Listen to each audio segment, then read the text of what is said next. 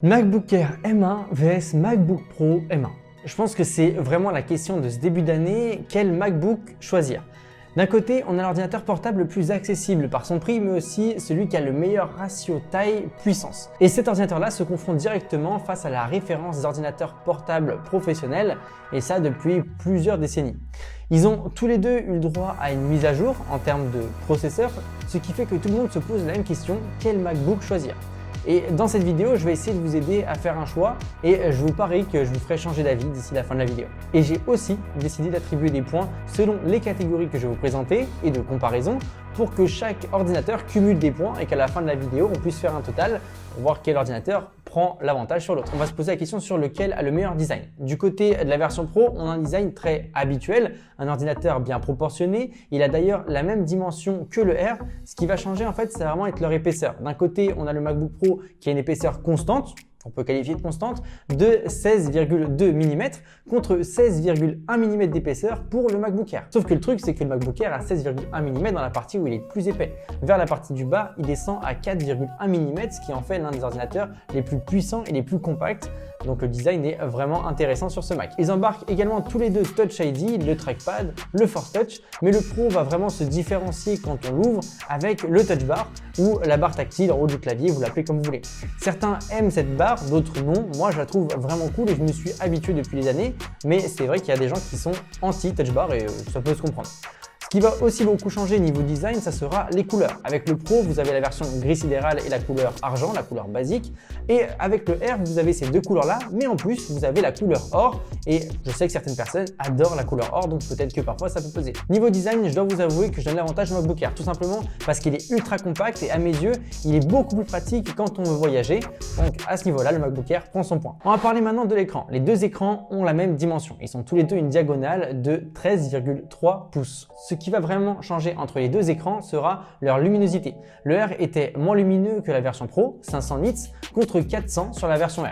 Mais honnêtement, ça n'a pas vraiment choqué. Si vous utilisez beaucoup vos ordinateurs en extérieur, peut-être que vous le verrez. Mais moi qui suis quasiment tout le temps à l'intérieur et rarement à l'extérieur, pour utiliser mon ordinateur bien sûr, j'ai pas vu d'énorme différence.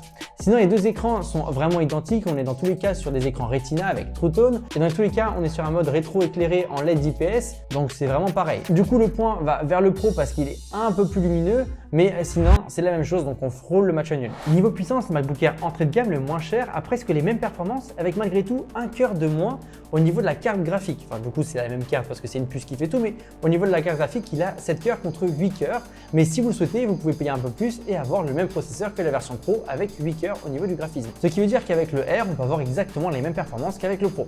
Le problème, c'est que le R n'a pas de système de refroidissement, ce qui fait que quand on l'en demande trop, il réduit ses performances pour se refroidir. Alors que le Pro a un système de refroidissement intégré, ce qui fait qu'il n'a jamais besoin de se brider. Du coup, on paye le design quelque part avec ce système de refroidissement là. Donc le Pro pour la puissance va prendre le point, parce que c'est deux ordinateurs ultra puissants en tous les cas, mais tout simplement parce qu'il est capable de durer plus longtemps que le R.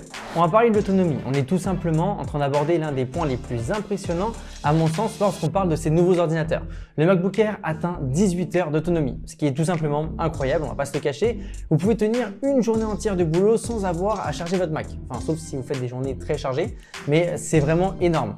Et si vous prenez le MacBook Pro, vous aurez 20 heures d'autonomie, ce qui veut dire qu'il a un peu plus d'autonomie que le R, mais dans tous les cas, ça reste incroyable. Pour rappel, le 16 pouces offre une autonomie de 11 heures, ce qui est clairement vraiment bon et en plus il est grand, donc ça aide à avoir une bonne autonomie.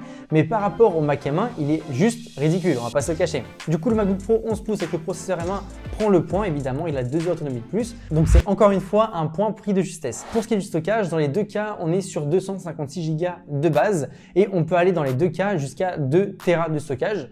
Du coup, le point va vers le R à mon sens, tout simplement parce qu'il est plus compact. Du coup, avoir la même puissance et autant de stockage sur la même taille, ça peut que prendre le point. Je suis désolé. Niveau prix, on a le R en deux variantes, avec un cœur au moins au niveau de la carte graphique à 1129 € et avec une version équivalente au Pro au niveau puissance à 1399 €. Donc ça commence à monter. Mais par contre, vous avez 512 Go au lieu de 256 Go. Pour le Pro, avec le modèle 8 cœurs en CPU et en GPU, vous avez 256 Go pour 1559 €. Bien évidemment, on peut toujours faire varier les prix selon les options qu'on va mettre comme la RAM ou le stockage ou même des logiciels qu'on va prendre avec, mais je dirais malgré tout que le point va directement au R qui offre un prix plus abordable avec un processeur qui est quand même monstrueux et c'est à mes yeux l'un des meilleurs rapports qualité-prix, même si le MacBook Pro M1 est un excellent rapport qualité-prix. Maintenant, c'est à vous de voir si vous êtes plus sensible au point que le Pro a remporté ou si vous êtes plus sensible au point que le R a remporté. D'ailleurs, n'hésitez pas à me le dire dans les commentaires, celui que vous avez choisi ou celui que vous allez choisir.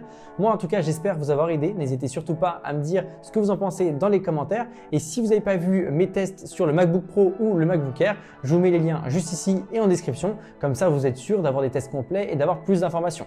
Dans tous les cas, ces MacBooks ont les mêmes designs que les 10 années précédentes. Et surtout, ce qui va vraiment changer, ça va être 1, la puissance qui est phénoménale et ça, on en parle dans mes tests.